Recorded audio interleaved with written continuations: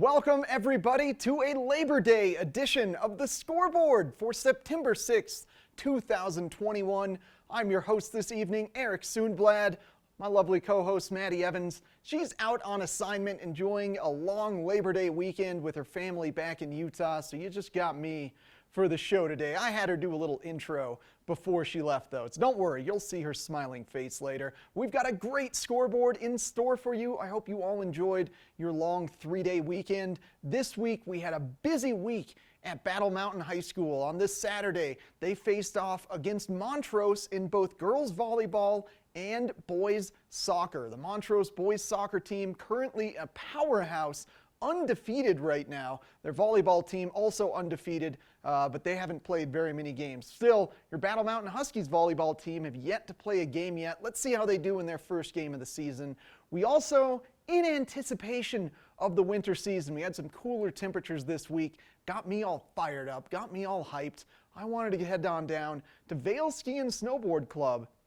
And before we get things kicked off with ski races and meeting some of those athletes, well, let's meet the foundation of the athletes and see who takes care of their equipment, because they have an incredible operation at Vail Ski and Snowboard Club, one of the most high-tech machines to take care of ski and snowboard bases, give them structure, and then they also grind down sidewalls to provide greater base bevels for ski racers. All fascinating stuff, so I was very lucky to be welcomed into their tune shop. We got a great scoreboard in store for you this week, so let's take a quick commercial break and come back with a look at your Battle Mountain Huskies.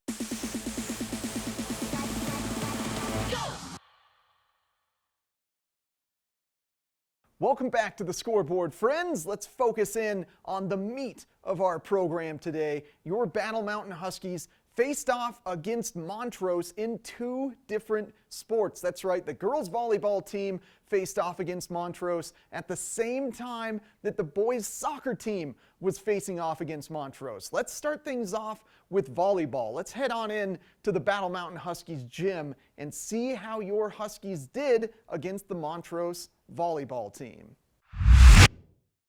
Now, this is the first game of the season for your Huskies, but the second game of the season for Montrose. So they may have come in a little more prepared, but starting things off here, Montrose serving, Huskies, shucks. Hitting up with the net there, still working the rust off. The Huskies would answer back immediately with a great little spike here. Good volley going all around. Volley again. This was a fun game to watch. There were a lot of long, great technical volleys here. It was all about which team would make the most mistakes. And hopefully that doesn't turn out to be the Huskies. There we go. There's that good spike. Point Huskies. Let's keep going here in the first set. Now with girls volleyball, there's 3 total sets. It takes 25 points for a team to win a set, and they have to be up by 2 points. There's a little basics of it. More serves from the Huskies here. Montrose making a little bit of a flop error, and Huskies able to pick up some more points. We're now tied at 6 in the first set. And there, Huskies knocking out of bounds, starting to have the mistakes pile up on them. That was the big thing that I noticed in this game. It wasn't necessarily the skills or anything, or that Montrose felt better. It was just mistakes on the Huskies' part that just kept adding up. And we get some more great volleys here, which was a theme of the day. Good long volleys. There's a point for your Huskies. They are now tied at 7. We're continuing on in the first set. Big jump, big spike, out of bounds. Another mental error. And now that was the one that cost them the first set. So Montrose takes the first set. Here we are moving in to the second set. Could the Huskies do it? There we go, getting themselves a point to start things off in the second set. As we're moving on now to Montrose, there we see Montrose is now up 5-2 in the second set, and it just kept piling onto your Battle Mountain Huskies. Unfortunately, they were not able to win this particular game against Montrose. Montrose ended up sweeping the sets. So that was unfortunate. Huskies kicking off their season with a loss against Montrose, but they will be facing off against Vail Mountain School later on this week. Looking forward to covering that. Well, let's head out to the field and catch up with your Battle Mountain Huskies boys soccer team facing off against Montrose. Now, Battle Mountain right now, currently 2-2.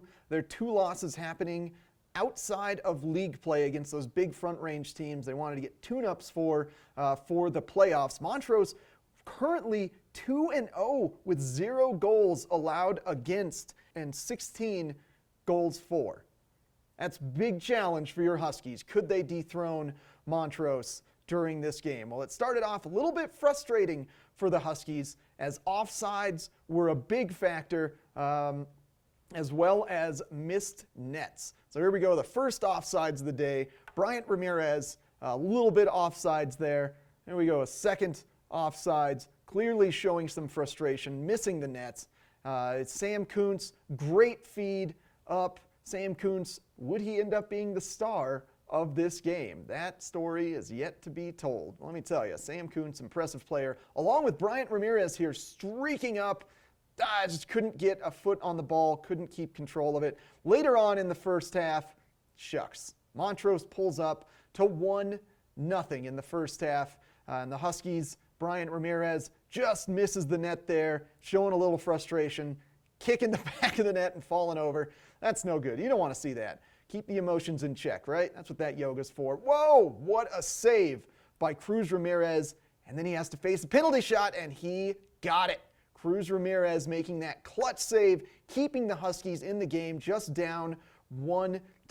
That was amazing. And then I had to go into the gym to meet up with the volleyball team and get that footage. So I return to you now in the second half. The Huskies, Sam Kuntz has scored a goal, as well as a penalty kick goal from Leo Soto on the Huskies. And so the Montrose team is now down 2-1 in the second half as we rejoin this game. And then they're pushing, they're missing the net. Sam Kuntz would have something to say about that, with a big goal assisted by Joseph Fernandez to put them up 3-1 and seal the game. Let's kick over to Joseph Fernandez and Cruz Ramirez now and see what they had to say about the game. Another stellar victory from the Battle Mountain Huskies, now undefeated in league play. I wanted to catch up with Joseph Fernandez after a great goal against Eagle Valley a few days ago, and then a wonderful assist to Sam Kuntz. Joseph, congratulations, dude. Thank you so much. It's, always good to be interviewed after game, and Yeah, star player, right? Yeah. Oh, we got it. All of the boys right here. They're all the star players. Really just great team effort by you guys. After that first half, you were down 1-0. What was the big momentum shift that caused you guys to really start picking it up? It's just being there for each other. We knew this game wasn't going to be easy. A lot of stuff was going against us. But we played really good games, and we knew how to get back, and we knew exactly what to do, and we had to, come out the first 10 minutes and give everything we got, and that's what we did. Yeah. And it showed up in the scoreboard. Definitely did in that second half. I was sensing some frustration at the end of the first half. There were a couple players, I believe Bryant kept running into the net back there, just out of frustration. Did you guys have a chat about that in the locker room? Yeah, we kind of did. It's not easy, we got a lot of offsides on those plays. We weren't getting shots on goal, and it was difficult, but I think it's just, getting together and remembering why we play that really helped us. Yeah, well, that was a great chat from you guys, because you certainly were able to flip the switch and start getting things going. And congratulations, these guys undefeated. Nobody had scored a goal against them. You guys put 3 on the board. Yeah, thank you so much. They're a great team. They came out, drove a 5-hour drive, and, gave us 1-0 at halftime, and it was a good game. Yeah. So we got Steamboat up next, but a big layoff before Steamboat comes up. What are you guys going to be working on in practice? I think it's just keeping the intensity, remembering why we play, setting our goals high, being there for each other, all those small things that we have. Yeah. And it's just keeping the intensity of it. Yeah, no, definitely, dude, especially in those lags. So, dude, keep up the good work. Always a pleasure, Joseph. Rock on, superstars. All of your Battle Mountain Huskies are superstars, especially Sam Kuntz with 2 goals today, Joseph Fernandez the assist, as your Battle Mountain Huskies take the victory. And stay tuned for more with your Huskies on the Scoreboard. Catching up now with Cruz Ramirez, your Battle Mountain Huskies goalie, saving a penalty shot. It was absolutely incredible. Right after another incredible save before that, I really feel like you held things together for that first half, Cruz. Yeah, at times it got tough, but I knew my defense had my back, so it was time for me to have their back. And I just think those were key moments in the game that just motivated the boys to keep on going and pushing harder. Yeah, well, I mean, down 1-0 after one half, you make that big save, come out in the second half, and away you go. What was going through your mind when you guys are kind of staring off at that penalty shot? Honestly, I was like, I need to make the save, Going into the locker room before that save, it was just key. So I was like, he's definitely going left. So I dove left, and I hit it, and it just got on the rebound. And I was like, well, there we go. We're still in it. Yeah. We're still in it. How did you know? Was he like juking a little bit that made you know he was going to go left? How did you pick up on that? Well, usually with right foot kickers on PKs, they tend to go to the goalie's left. So I was like, there's a 90% chance he's going there. Yeah. So I dove there. Thankfully, it went there and got a good stop on that. Yeah. It was certainly amazing. And then you just held things strong in the second half. Offense kind of took over, and you were able to just keep the wall up. Yeah, just communication was key there.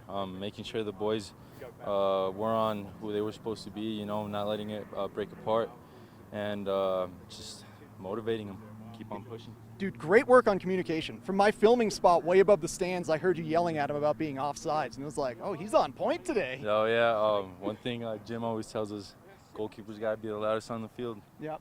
Got to make the bleachers hear it, even the other side of the school hear it.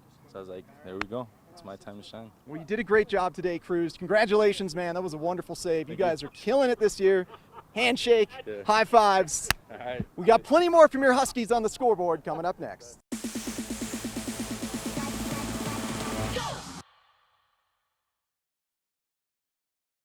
Winter season is right around the corner, and I know that my enthusiasm level for it is just skyrocketing. I am so excited for winter to be here, but as someone who used to compete in ski racing, it's so important that you take care of your gear properly, and Ski and Snowboard Club Vail has one of the best machines to do it. They are top notch, and Eric got a chance to go see all of it in action. Let's take a look. With one of the most elite ski programs in the entire world, you need a tuning facility to keep up with these incredible athletes. I'm happy to be joined today by Brandon and Paul from Ski Snowboard Club Vail. Brandon and Paul, first off, thank you so much for joining me today. I really appreciate you letting me into your shop for this little afternoon session. Yeah, thank you guys. That's great. Yeah, absolutely, guys.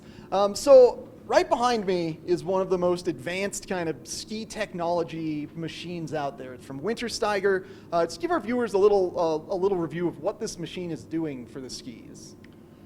Basically, it's got a ton of different capabilities, from pre-grinding the ski, basically making it perfectly flat, to setting edge bevels and putting a tailor-made structure in the base for the ski. And so when you say structure, what does that exactly mean?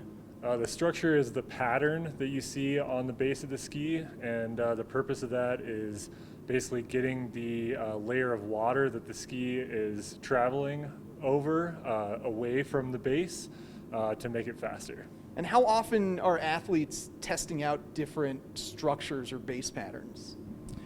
We have pretty much a tailored, structure quiver for the state of Colorado and most of our athletes that are going to FIS races all over through the country. So, we've got a proven testing ground of what works, and of course, with the athlete base and Gold Peak right out the hill, we can tailor things however we need to. Yeah. So structure is sort of the location, because if they go west to like Mammoth, you're going to get a little softer snow with more moisture content. But then where is the difference between wax and structure come into play? Well, the structure we basically want to set up for the ski, and then we run that structure on the ski for long periods of time. The wax is where we can kind of tailor the performance of the ski to the exact snow conditions on that particular race day. So as a race comes up, we'll look at the conditions there, and then that's where we make our wax call to give this kind of set the ski up to be as fast as possible for that particular race. Yeah. Now, I know I come from kind of a hockey background, and the sharpness of the skate can differ by not only ice, but athlete preference. Do you have any athletes that are like, I know that structure or that wax is good for the day, but I'm not touching it. I want to go to my normal structure or wax, or is that just unheard of? No, I would say our higher level athletes that are competing at the highest levels, they know what they want, and so we'll kind of tailor make our services for them. The lower level or the younger athletes, we'll do more of a broad setup for them. Yeah. Okay. And that's, one of the benefits of Ski Snowboard Club Vail.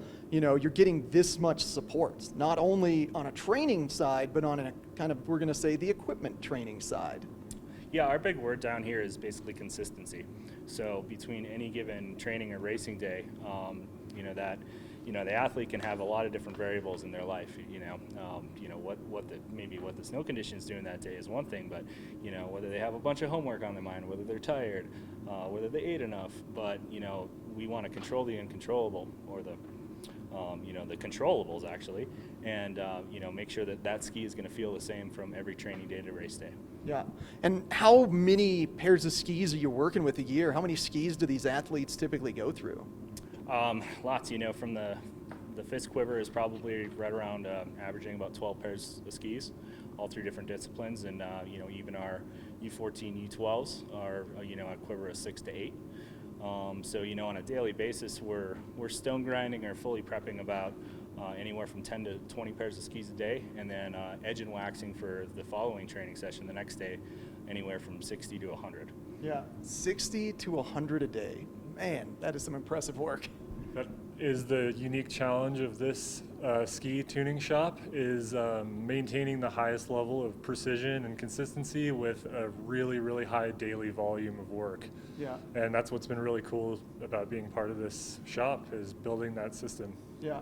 Yeah. And then obviously ski and snowboard, you do get some snowboard athletes that come through here. How persnippety are the snowboards in the machine, or the base structures and the wax for snowboards versus skis? I'd say it's the same for border cross athletes. Wax is super important. It's a little bit more work to get a snowboard flat, just being a little wider, a lot wider. But we get it done down here, and we're growing that business for sure. Yeah, we've always been the troublemakers. Thanks for putting up with us, even our equipment. Yeah. Oh man, and how many total athletes are there in Ski Snowboard Club Vail, or that you're working with out of this tune shop? So I think total enrollment with all disciplines across the board, we were right over 600 last year. I think on the Alpine race side, we're around 250, and we have about half of those athletes that use our service on a daily basis, and then the other half, we basically come to us at an a la carte. We do what they need to be done for them. Yeah. Quite a few. Yeah, seriously. No, I mean, it's an impressive setup you guys have here. And that's not even getting into, we focused on the Wintersteiger, but with skis, you've got to mount bindings on them every time. So that's an additional layer of work. Yeah, absolutely. And we, take it to the next level on binding mounts too. Obviously, per athlete need where that binding is actually located on the plate or on the ski. And then also, a lot of the bindings need adjustment for how high the toe piece is compared to the heel. We call it ramp angle in here, or a delta angle. So we make those adjustments to kind of a SSCB norm, or if an athlete's been working on something, we make those adjustments to what's working for them. Yeah. Just incredible service, man. I mean, that's one of the big factors that raises our athletes above most others, is just the support that you guys give them and the work that you guys do. So from me and all the athletes, thank you so much, guys. You guys absolutely crush it. Thanks for keeping our program top notch. Thank you, man. Yeah. Thanks for stopping by. Absolutely. Paul, Brandon, high fives. Yeah, man. Rock on. Winter's coming. Winter's coming, baby. And don't forget, Ski Snowboard Club Vail has their upcoming ski swap starting October 8th. Dobson Ice Arena, your best place to get ski gear and support your wonderful ski and snowboard club athletes. We'll have plenty of coverage from Ski Snowboard Club Vail all winter long here on the Scoreboard.